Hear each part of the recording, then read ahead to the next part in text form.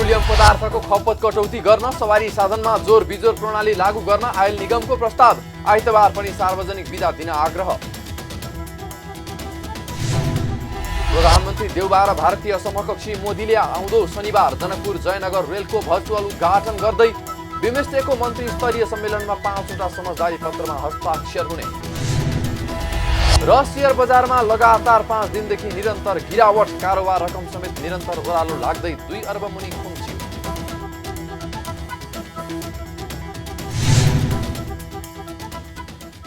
हामी छौं पल पल तपाईसँग, हिमाल पहाड तराईसँग, साथ छ हाम्रो बढ्ने कदमलाई, सलाम छ ती पोरखी हातहरूलाई, जिन्दगी सजाइदिन्छौँ हामी, हर सासको साथी बन्छौँ हामी, सुरक्षा अनि समृद्धि प्राण छ हाम्रो, हर आफू पनि बचौं, अरूलाई पनि बचाऊ। आजै नेपाल लाइफमा जीवन बिमा गरौँ। हामी हौ नेपाल लाइफ। नेपाल लाइफ, किनकि जीवन अमूल्य छ।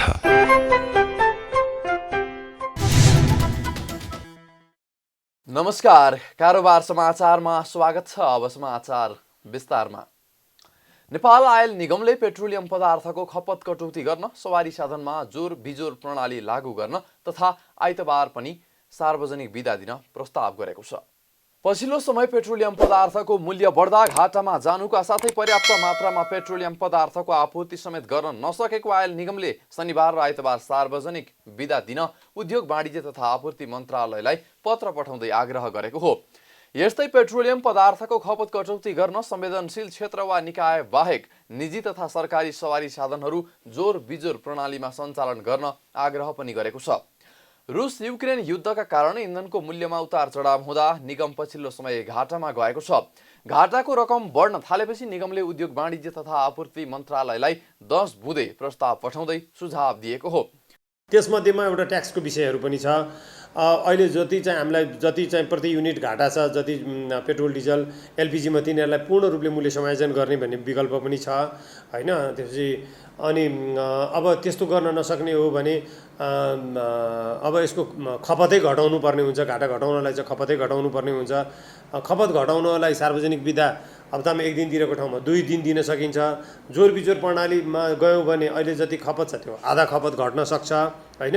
उद्योगहरूले चाहिँ जुन एलपिजी अब होटल आयोजना यिनीहरूले चाहिँ जुन होटलहरूले जुन चाहिँ एलपिजी प्रयोग गरिरहेछन् उनीहरूलाई एलपिजीको सट्टा विद्युत प्रयोग गर्न लगाउँदाखेरि पनि हाम्रो चाहिँ खपत घट्ने भयो हैन।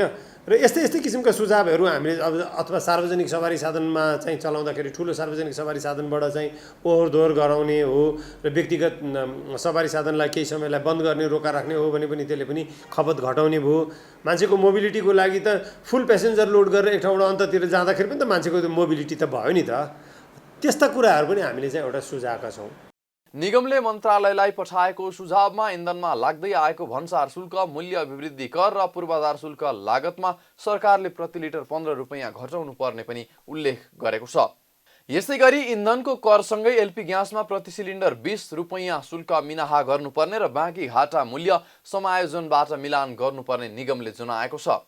पेट्रोल र डिजेलबाट चल्ने सवारी साधनको आयातलाई निरुत्साहित गर्न विद्युतीय सवारी साधनमा प्रोत्साहन गर्नुपर्ने, खाना पकाउने एलपी ग्यासको प्रयोग नगरी विद्युतीय चुलो प्रयोग गर्न सरकारबाटै सार्वजनिक आह्वानको प्रस्ताव निगमले गरेको छ।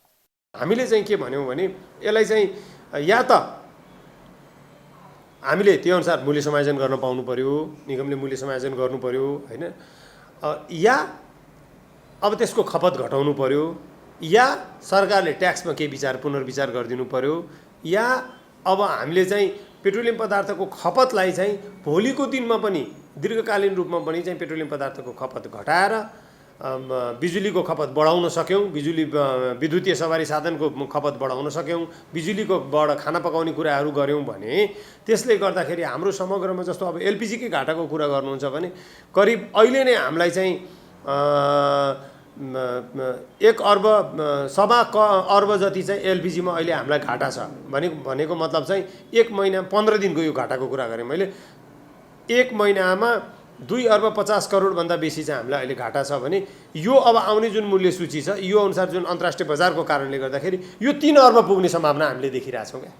साथै ठूला उद्योग परियोजना होटल आदिले डिजल तथा एलपी ग्यासको खपत नगरी विद्युतको खपत बढाउन आह्वान गर्ने, छोटो दूरीको सवारी साधनको सकभर प्रयोग नगरी पैदल यात्रा गर्न आह्वान गर्ने र जुनसुकै किसिमका सवारी साधनहरूमा पूर्ण सिट क्षमताका यात्रुहरू बस्ने वा आवत जावत गर्ने व्यवस्था मिलाउन सार्वजनिक सूचना आह्वान गर्नुपर्ने सुझाव समेत निगमले दिएको छ। गण्डकी प्रदेशका कानुन सञ्चार तथा प्रदेश सभा मामिला मन्त्री बिन्दु कुमार थापाले प्रदेश सरकारबाट प्राप्त गर्ने सबै तलब भत्ता सामाजिक कार्यमा खर्च गर्नु भएको छ। मन्त्री थापाले विकास निर्माण र सामाजिक कार्यमा 14,86,907 रुपैयाँ खर्च गर्नु भएको हो। 2077 साल माघ महिनादेखि 2078 फागुन मसान्तसम्म बैंक खातामा 13,66,360 जम्मा भएको मङ्गलबार प्रेस युनियन कास्कीले आयोजना गरेको पत्रकार सम्मेलन मार्फत उहाँले जानकारी दिनुभयो। मन्त्री थापाले तलब भत्ता र सेवा सुविधाको रकममा व्यक्तिगत रकम थप गरी खर्च गर्नुभएको हो। खर्च सार्वजनिक गर्दै मन्त्री थापाले राजनीति आफ्ना लागि सेवा भएको र यसलाई पेसाको रूपमा नलिएको दोहोर्याउनु भयो। राजनीति मेरा लागि सेवा हो, पेसाका रूपमा कदापि लिएको छैन। मेरो व्यापार व्यवसाय र अन्य आर्थिक स्रोतले मेरो जीविकोपार्जनलाई समस्या छैन। तसर्थ राजनीतिमा लागेर आर्थिक उपार्जन गर्ने भन्दा पनि निस्वार्थ रूपमा जनताको सेवा गर्नु मेरो मूल ध्येय हो र निर्वाचित भएदेखि नै त्यसैमा प्रतिबद्ध छु। मन्त्री थापाले आफू प्रदेश सांसद हुँदा होस् या अहिले मन्त्रीका रूपमा सेवा गरिरहँदा होस् प्रदेश सरकारबाट प्राप्त सबै आर्थिक सुविधा विकास निर्माण र सामाजिक कार्यमा लगाएको र प्रदेश सरकारबाट प्राप्त निवासको सुविधा समेत नलिएको बताउनु भयो। जनकपुर जयनगर रेल सेवा आउँदो शुक्रबार उद्घाटन हुने भएको छ। शुक्रबार 3 दिने राजकीय भ्रमणका लागि भारत भ्रमणमा जान लाग्नुभएका प्रधानमन्त्री शेरबहादुर देउवा र भारतीय समकक्षी नरेन्द्र मोदीले भर्चुअल माध्यमबाट संयुक्त रूपमा रेलको उद्घाटन गर्नुभएको हो। गत वर्षको असोजदेखि धनुषाको इनरुवा स्टेसनमा त्रिपालले ढाकेर राखिएको राष्ट्रिय ध्वजावाहक रेल फागुन 1 गतेदेखि दैनिक एक पटक जयनगरबाट कुर्थासम्म रेल सञ्चालन गर्न सुरु गरिएको छ। नेपाल ल्याइएको 17 महिनापछि यात्रु बिना रेल गुडाउन थालिएको हो। सरकारले गत वर्ष नै 84 करोड 65 लाख रुपैयाँमा खर्च गरेर भारतबाट 2वटा रेल खरिद गरेको थियो। प्रधानमन्त्री देउवाले यही चैत्र 18, 19 र 20 गते छिमेकी देश भारतको भ्रमण गर्न लाग्नु भएको छ। मंगलबार परराष्ट्र मन्त्रालयमा पत्रकार सम्मेलनको आयोजना गर्दै मन्त्रालयकी प्रवक्ता सेवा लम्सालले प्रधानमन्त्रीको भारत भ्रमणका बारेमा जानकारी दिनुभएको हो। उहाँले भ्रमणको सम्बन्धमा आवश्यक तयारी अगाडि बढिरहेको बताउनु भयो। सामान्य प्रधानमन्त्रीज्यूको आसन्न भ्रमणको बारेमा यहाँले प्रेस विज्ञप्ति मार्फत सूचना पाइसक्नु भएको छ। यही 1 देखि 3 अप्रिल तदनुसार 18, 19, 20 यो चैत्र महिनाको हुन गइरहेको छ र त्यस सम्बन्धी आवश्यक तयारीहरू हाम्रो अगाडि बढिरहेको छ। पत्रकार सम्मेलनमा प्रवक्ता लम्सालले श्रीलङ्काको कोलम्बोमा सुरु भएको बिमस्टेक सदस्य राष्ट्रहरूको 5औं शिखर सम्मेलनमा भाग लिन पुग्नु भएका परराष्ट्र मन्त्री डाक्टर नारायण खड्काले मंगलबार नै 18औं बिमस्टेकको मन्त्री स्तरीय सम्मेलनलाई सम्बोधन गरिसक्नु भएको पनि जानकारी दिनुभयो। मन्त्री खड्काले भारतीय समकक्षीसँग पनि साइडलाइन भेटवार्ता गरिसक्नु भएको उहाँले बताउनु भयो। बिमस्टेक शिखर सम्मेलनमा बुधबार प्रधानमन्त्री देउवाले भर्चुअल रूपमा सम्बोधन गर्ने कार्यक्रम रहेको पनि उहाँले बताउनु भयो। सो सम्मेलनमा बिमस्टेकको वडापत्र आपराधिक मामिलामा आपसी कानुन सहायता सम्बन्धी बिमस्टेक महासन्धि, श्रीलङ्काको कोलम्बोमा बिमस्टेक प्रविधि हस्तान्तरण संरचना स्थापना सम्बन्धी आबद्धताको सम्झौता र कूटनीतिक तालमेलका क्षेत्रमा आपसी सहयोग सम्बन्धी बिमस्टेक समझदारी पत्र गरी 5वटा दस्तावेजहरूमा हस्ताक्षर हुने अपेक्षा गरिएको प्रवक्ता लम्सालले बताउनु भयो। यस शिखर सम्मेलनमा चाहिँ 5वटा दस्तावेजहरूमा हस्ताक्षर हुने अपेक्षा छ। यसको इन्क्लुडिङ अब बिमस्टेकको बडापत्र, अनि आपराधिक मामिलामा आपसी कानुनी सहायता सम्बन्धी बिमस्टेक महासन्धि, अनि श्रीलङ्काको कोलम्बोमा बिमस्टेक प्रविधि हस्तान्तरण संरचना स्थापना सम्बन्धी आबद्धताको सम्झौता, कूटनीतिक तालिमका क्षेत्रमा आपसी सहयोग सम्बन्धी बिमस्टेक समझदारी पत्र भनेर राखिएको छ। यस्तै उहाँले मार्च 25 देखि 27 सम्म चीनका विदेश मन्त्री वाङ यीले नेपालमा गर्नुभएको भ्रमणका क्रममा 9 वटा विषयमा सम्झौता भएको बताउनुभयो। भ्रमणका क्रममा दुई देश बीचको पारस्परिक हितलाई प्रवर्धन गर्ने विषयमा छलफल भएको उहाँले उल्लेख गर्नुभयो। यस्तै नेपालले गणतन्त्र पलाउ र दक्षिण सुडान कूटनीतिक सम्बन्ध कायम गरेको समेत प्रवक्ता लम्सालले जानकारी दिनुभयो। यससँगै नेपालको 175 देशसँग कूटनीतिक सम्बन्ध स्थापना भएको उहाँको भनाइ छ। 13 गतेसम्म पोखरामा हुने पनि उहाँले जानकारी दिनुभयो। यस बीचमा परराष्ट्र मन्त्रालयले नेपालबाट बाहिर पुगेका पुरातात्विक महत्त्वका 79 वटा सम्पदाहरू स्वदेश फर्काएको पनि जनाएको छ। 2056 सालमा असुरक्षाको कारण देखाउँदै बन्द गरिएको कञ्चनपुरको महेन्द्रनगर स्थित मजगाउँ विमानस्थल झण्डै 2 दशकपछि निर्माण कार्य सुरु भएको छ। विमानस्थल निर्माणको लागि ठेक्का प्रक्रिया मार्फत विमानस्थलको धावन मार्ग निर्माण कार्य अगाडि बढेको महेन्द्रनगर विमानस्थल आयोजना सहायक प्रमुख प्रकाश श्रेष्ठले जानकारी दिनुभयो। उहाँले विमानस्थल निर्माण कार्य सुरु भएको 2 हप्ता भएको बताउनुभयो। श्रेष्ठले विमानस्थल निर्माणको ठेक्का कान्छाराम कन्स्ट्रक्सन कम्पनी र जीएसजेबीले 3 वर्षभित्र निर्माण सम्पन्न गर्ने सम्झौता अनुसार काम सुरु भएको जानकारी दिनुभयो। विमानस्थलको निर्माणको लागि 45 करोड 66 लाख 24 हजार रुपैयाँमा ठेक्का सम्झौता भएको उहाँले उल्लेख गर्नुभयो। यो आयोजना चाहिँ अहिले लगभग 15-20 दिन भयो काम सुरु गर्न थालेको। यो आयोजनाको ठेक्का चाहिँ कान्छाराम उमायन कम्पनी र केएस जेबीले चाहिँ पाएको छ। यसको अनुमानित कन्ट्र्याक्ट एमाउन्ट चाहिँ 45 करोड 66 लाख 24 हजार समथिङ छ है। समयावधि चाहिँ 3 वर्ष राखेर हामीले काम सुरु गरेका छौँ। मजगाउँ विमानस्थल पुनर्सञ्चालन समिति संयोजक रमेश चन्दले विमानस्थल निर्माण सम्पन्न भएर सुदूरपश्चिममा पर्ने कञ्चनपुर जिल्लाको पर्यटक विकासको ढोका खोल्ने बताउनुभयो। उहाँले कञ्चनपुर जिल्ला सुदूरपश्चिमका 9 जिल्ला मध्ये सबैभन्दा बढी पर्यटकीय सम्भावना रहेकाले विमानस्थल बन्न आवश्यक रहेको बताउनुभयो। पर्यटनको हिसाबले भन्ने हो भनेपछिमा धेरै ठाउँहरू छन्। अन्य जिल्लाहरूको दाँजोमा पर्यटकीय स्थलहरू छन्। जस्तो अब यहाँ राष्ट्रिय निकुञ्ज शुक्लाफाटा राष्ट्रिय निकुञ्ज पनि नजिक छ। यत्रो संसारमै सबभन्दा ठुलो बाह्रसिङ्गाको हड भएको यो बथान भएको अन्त कतै छैन। यत्रो फाटा खाली फाटा भएको ठाउँ त छैन। यति राम्रो व्यवस्थापन भएको यो ठाउँ पर्यटनको लागि सबभन्दा उपयुक्त हो। त्यस्तै भीमदत्त नगरपालिका वडा नम्बर 16 का वडा अध्यक्ष सुरेन्द्र विष्टले विमानस्थल निर्माणको लागि यस क्षेत्रका स्थानीय तहका जनप्रतिनिधिहरूले चुनावी घोषणा पत्रमा नै राखेकाले सबैको सहमतिमा निर्माण कार्य सुरु भएको बताउनुभयो। उहाँले विमानस्थल निर्माण भएर पर्यटकीय विकास तथा यहाँका जनताले रोजगारी पाउने बताउनुभयो।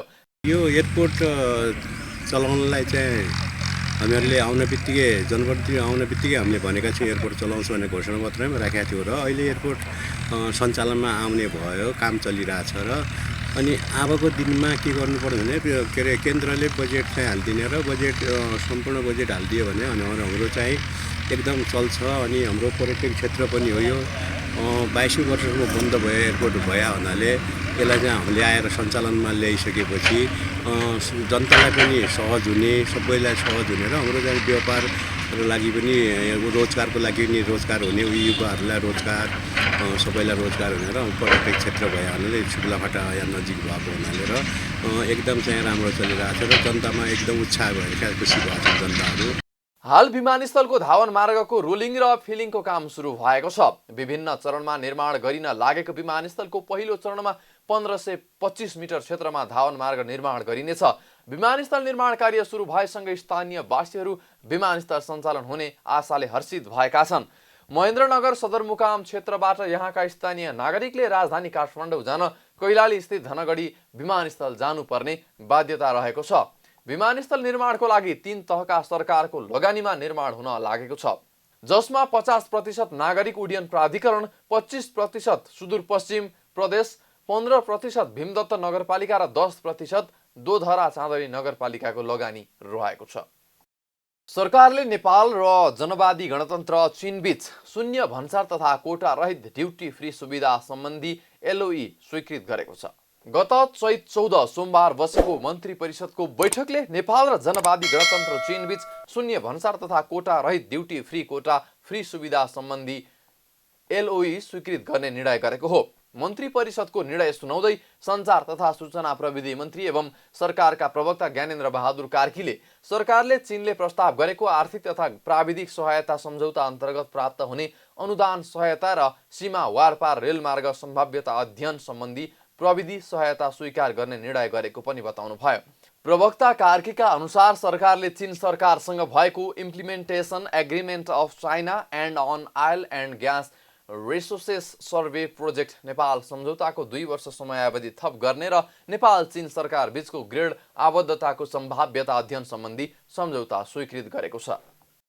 चीन सरकारसँग भएको implementation agreement of China and on oil and gas resources survey project in Nepal सम्झौताको 2 वर्ष समयावधि थप गर्ने, नेपाल र जनवादी गणतन्त्र चीन बीच शून्य भन्सार तथा कोटारहित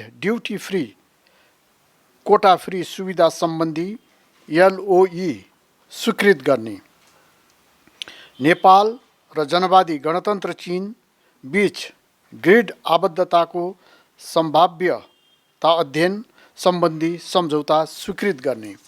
त्यस्तै सरकारले कतारमा मार्च 26 र 27 मा सम्पन्न हुने दोहा फोरमको 20औं संस्करणको सम्मेलनमा सहभागी हुन राष्ट्रिय योजना आयोगका उपाध्यक्ष डाक्टर विश्वनाथ पौडेल नेतृत्वको टोलीको भ्रमणमा समर्थन गर्ने अख्तियार दुरुपयोग अनुसन्धान आयोगका सचिव तोयम रायको आगामी चैत्र 18 देखि 27 गतेसम्मको भारत भ्रमण स्वीकृत गरेको छ। प्रवक्ता कार्कीले सरकारले नेपाल राजस्व परामर्श विकास समितिको सदस्यमा लेखनाथ शर्मा पङ्गेनी र डाक्टर जीवन अंगाईलाई नियुक्त गर्ने निर्णय गरेको पनि बताउनुभयो। त्यस्तै सरकारले दुग्ध विकास संस्थाको महाप्रबन्धकमा सञ्जीव झालाई नियुक्त गर्ने निर्णय पनि गरेको छ। नेपाल राजस्व परामर्श विकास समितिको सदस्यमा स्याङ्जा जिल्ला वालिङ नपा वडा नम्बर 8 का श्री लेखनाथ शर्मा पङ्गेनी र काठमाडौँ जिल्ला नागार्जुन नपा वडा नम्बर 1 का डाक्टर जीवन अंगाईलाई नियुक्त गर्ने, दुग्ध विकास संस्थाको महाप्रबन्धक पदमा बलरा नपा 3 सर्लाही निवासी सञ्जीव झालाई नियुक्त गर्ने।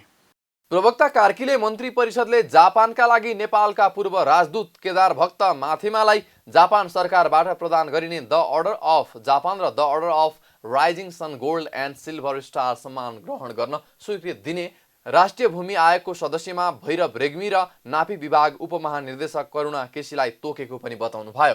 त्यस्तै सरकारले चितवन इन्जिनियरिङ क्याम्पस रामपुर चितवनलाई ब्याचलर अफ आर्किटेक्चरमा विद्यार्थी सङ्ख्या 24 जना सहितको नयाँ कार्यक्रम अध्यापन गराउन अस्थायी मान्यता प्रदान गर्ने, तिलौराकोट कपिलवस्तु क्षेत्रलाई संरक्षित स्मारक क्षेत्र घोषणा गर्ने, लोकसेवा आयोग तथा न्याय सेवा आयोगको सिफारिस बमोजिम विभिन्न सेवा समूहका राजपत्राङ्कित द्वितीय श्रेणीका अधिकृतहरूलाई सम्बन्धित सेवा समूहको राजपत्राङ्कित प्रथम श्रेणीका पदहरूमा नियुक्त तथा पद स्थापना गर्ने निर्णय गरेको छ।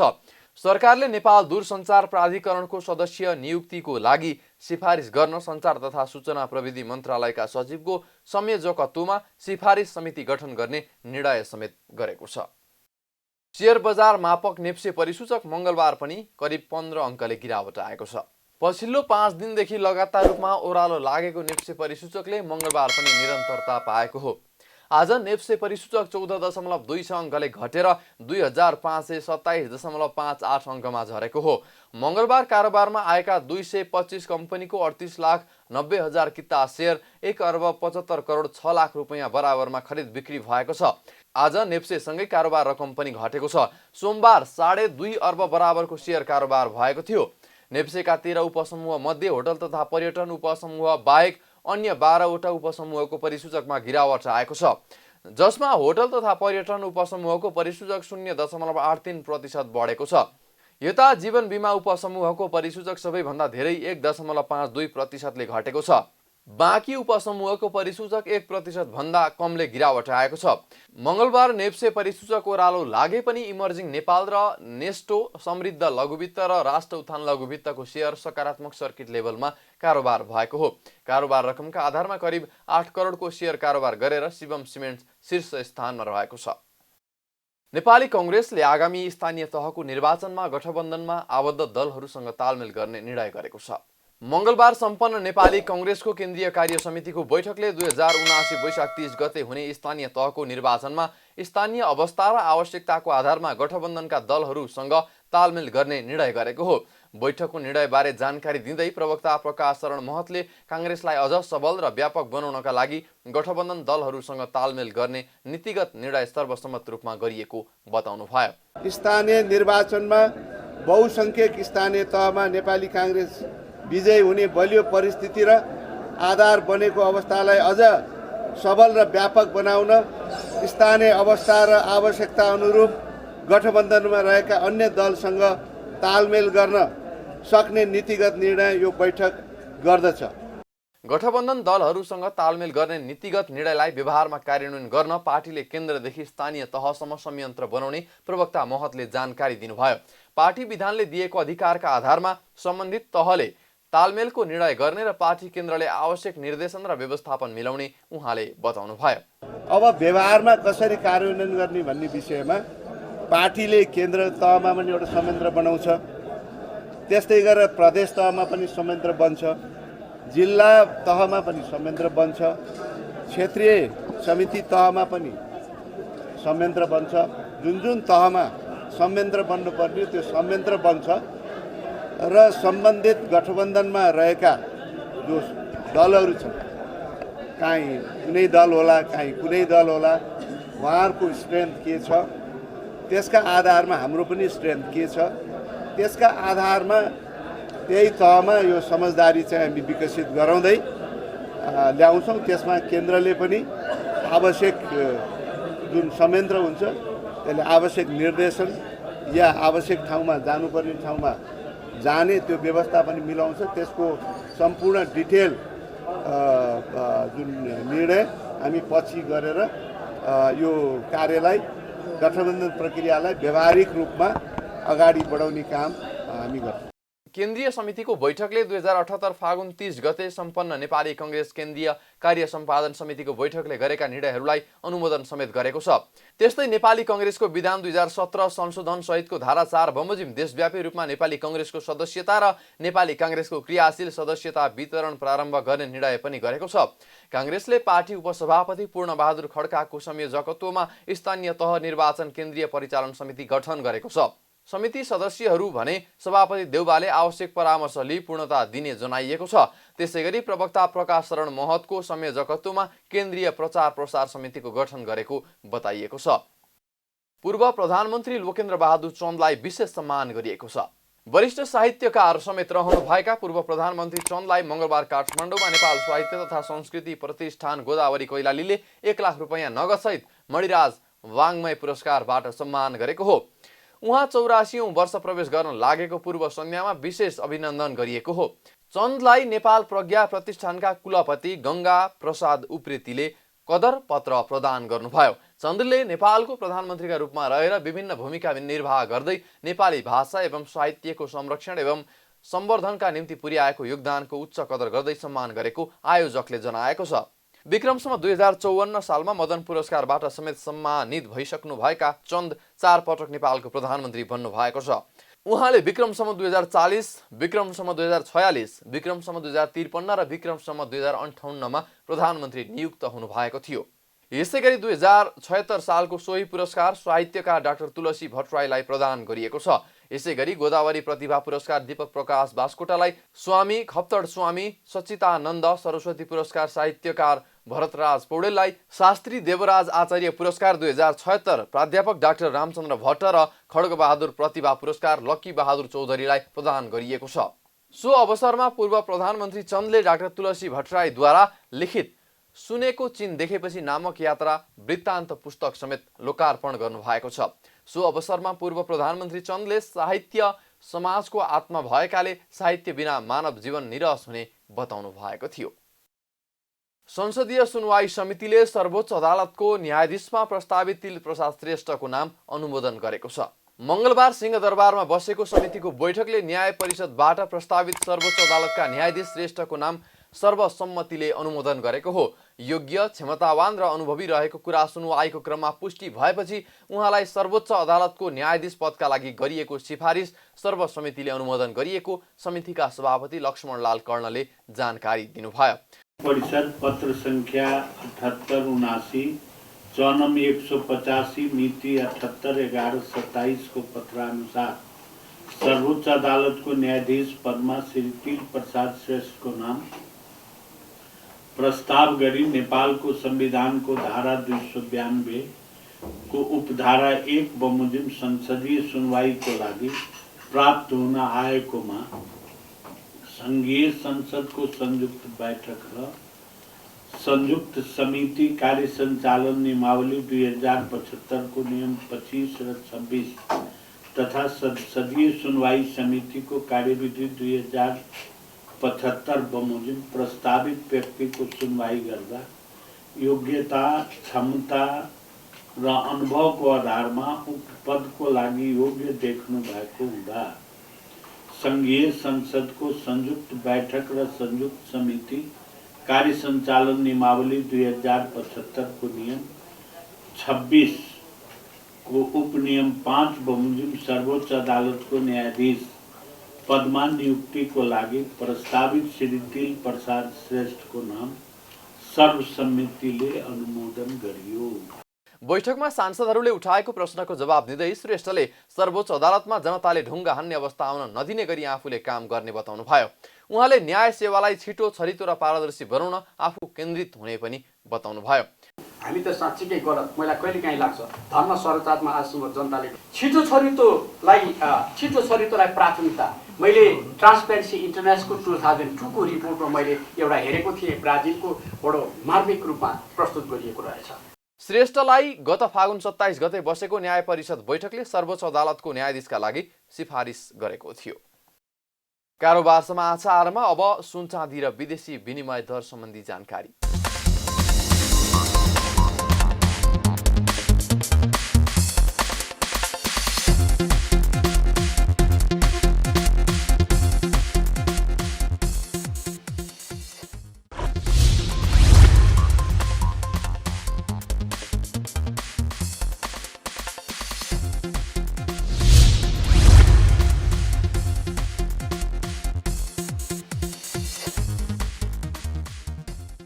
बिदा हुनु अघि अहिलेसम्मका प्रमुख समाचार फेरि एकपटक।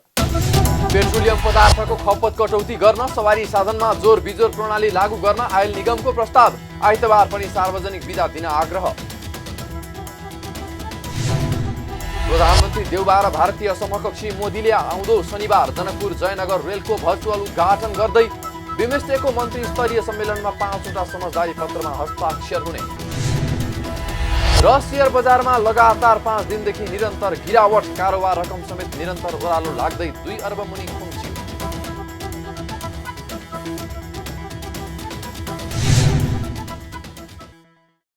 कारोबार समाचार सकियो। हामीलाई बिदा दिनुहोस्। नमस्कार।